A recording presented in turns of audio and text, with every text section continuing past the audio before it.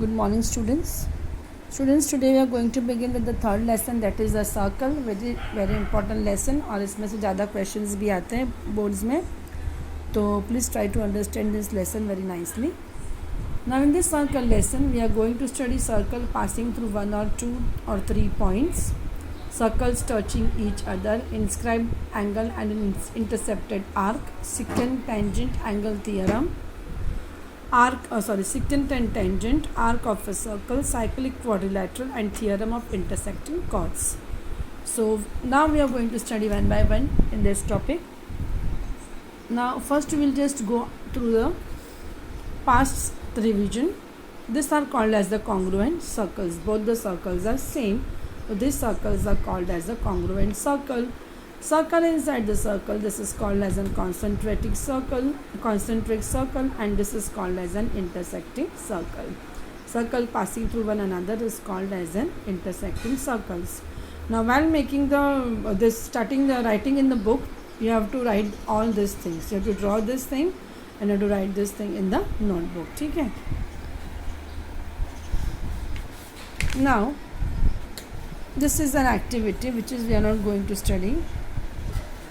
Then this is what second point I told you all, circle passing through 1, 2 or 3 points. Now here there are 3 points, point P, point Q and point R, and these are the circle passing. Each circle is passing through one another. देखो point P is passing, this circle is passing to R also, and this Q is passing to both the circles. So each circles are passing through each other. And the adjoining figure, point A lies in a plane. All the three circles with center P, Q, R passes through a point A. How many more such circles may pass through this? If your answer is many or innumerable, it is a correct. मतलब many circles can pass. See, even you can draw again. You can draw your one circle.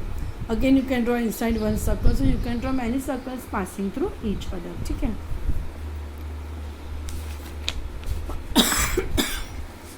Now we are going to study. First we'll do this. Let's recall page number 49. Infinite circles pass through one point. Infinite means uncountable.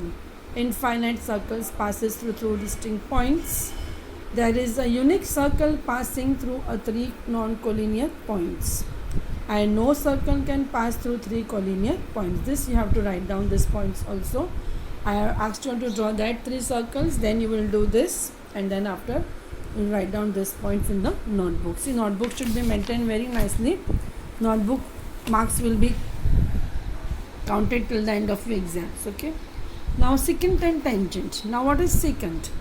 In the above figure, not a single point is common in line L. Not a single point is common in point L, and a circle with center A.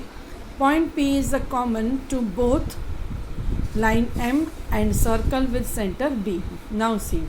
This point P is common. How it is common? Because this is a tangent touching to a circle. Tangent M is touching to a circle B, and point P is common here. Point P is touching to the tangent also and to the circle also. Okay. Here line M is here line M is called a tangent of the circle, and point P is called the point of a contact. Okay. Now see, this is a single circle, circle A, and this is line L. Okay, we can just say this.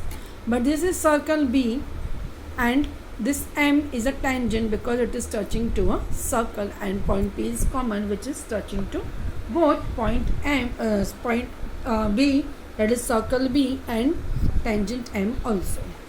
Now 2 points Q and R are common to both the line N and with center C. Now this is center C, and this Q and R are both the line, and this is line N. Okay. Intersecting points of line N and the circle. Line N is called a secant of the circle. This is a single line, this is the tangent, and this is called as a secant. You have to write down this also. Okay. Now let us understand the important property of tangent from the. Now this is okay. This we are not going to do this activity. This is not there. Now we will move to page number 52. That is what converse of tangent theorem. theorem, a line perpendicular to radius as a point on the circle is a tangent to the circle. Now there is a circle, okay, M and P, and this is what point L is passing with the circle. Now M is the center of a circle and Mn is a radius. M is the center of a circle and this Mn is the radius of a circle. Line L is parallel to segment Mn at point N. Okay, now we have to prove that line L is a tangent to the circle. Now proof, take any point P other than that on the line L and draw segment MP. Okay, now in triangle MNP, angle N is a right angle. In triangle MNP, angle N is a right angle. It is showing the 90-degree symbol. Segment MP is an hypotenuse. So MP is greater than Mn. Segment Mn is a radius. Point P can't be on the circle. As segment Mn is what? It is a radius. So point P cannot be on the circle. Therefore, no other point except point N of line L is on the circle. Line L intersects the circle in only one point N, and therefore line L is a tangent to the circle. Okay, this is only one point line which is touching to the circle. No other line is touching, so this is called as a tangent of a circle. Okay, now we will move towards your page number 53, tangent segment theorem. This I will take you in part 2.